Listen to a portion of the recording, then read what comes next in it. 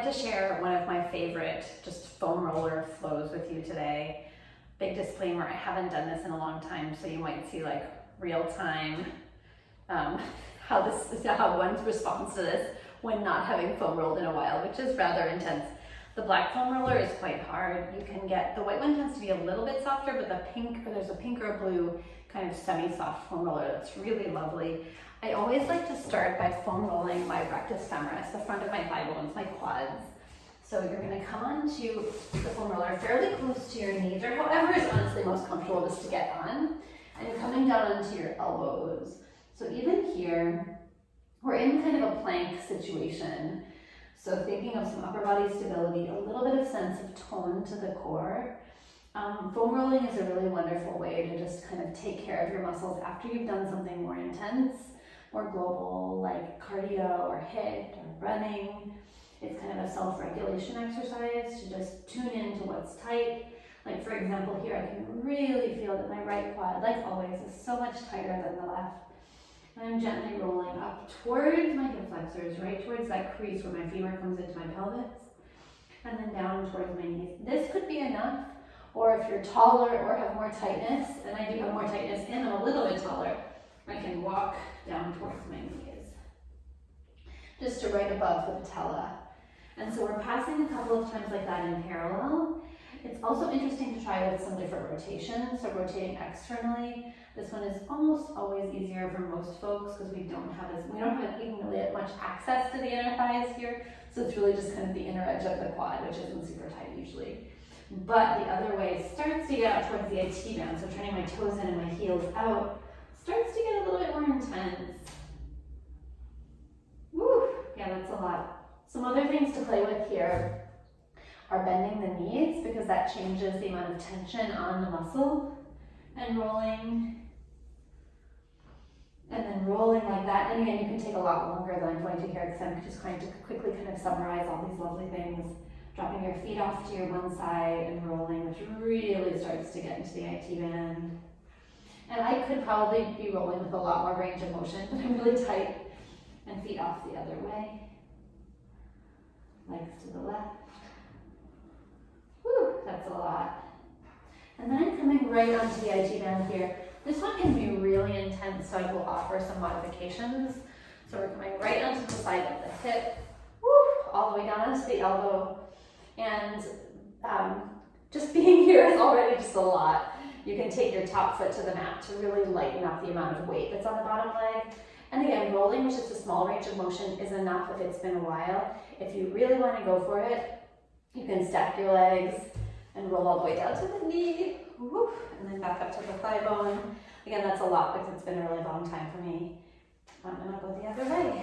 And like I said before, taking more time with this is great. Doing it with a soft roller is great. If you only have a hard roller, you could always just put it on top of a mattress, like in bed, and it makes it a lot easier.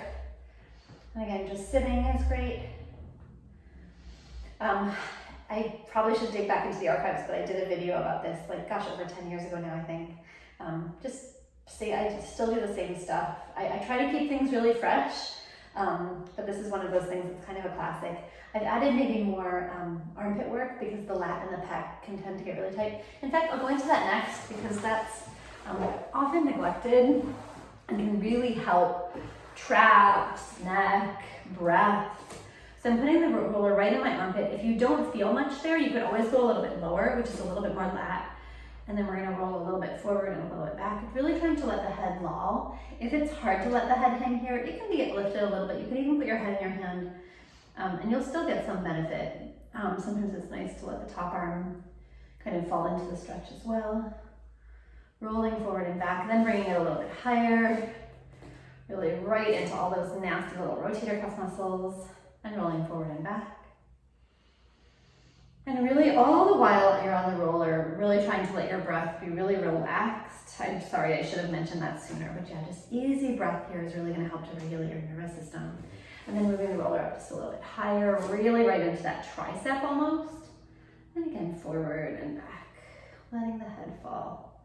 So when I'm up in my tricep, like touching my arm bone, it really can get to the posterior rotator cuff as well, which is so nice. And other arm.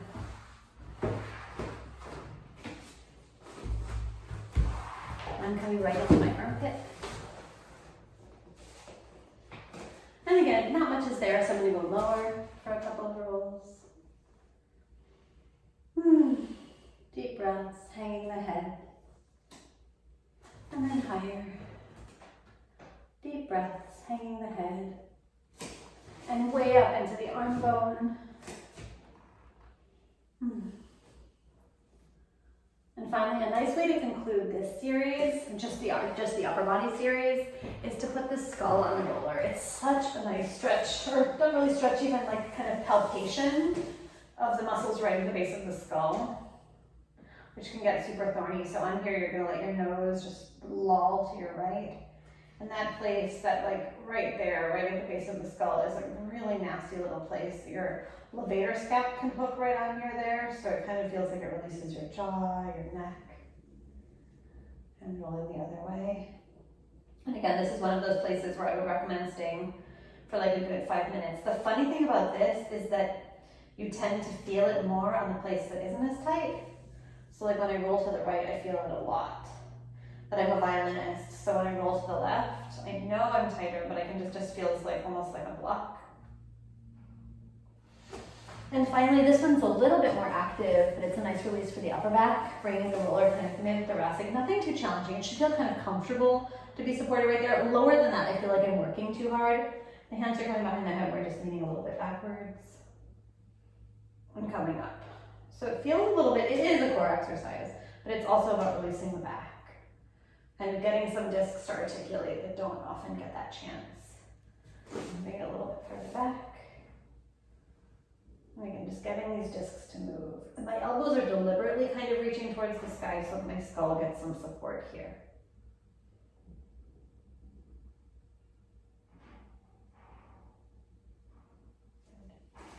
And then I'm going to lift my bum up and roll a little. Sometimes it's nice to roll some rotation.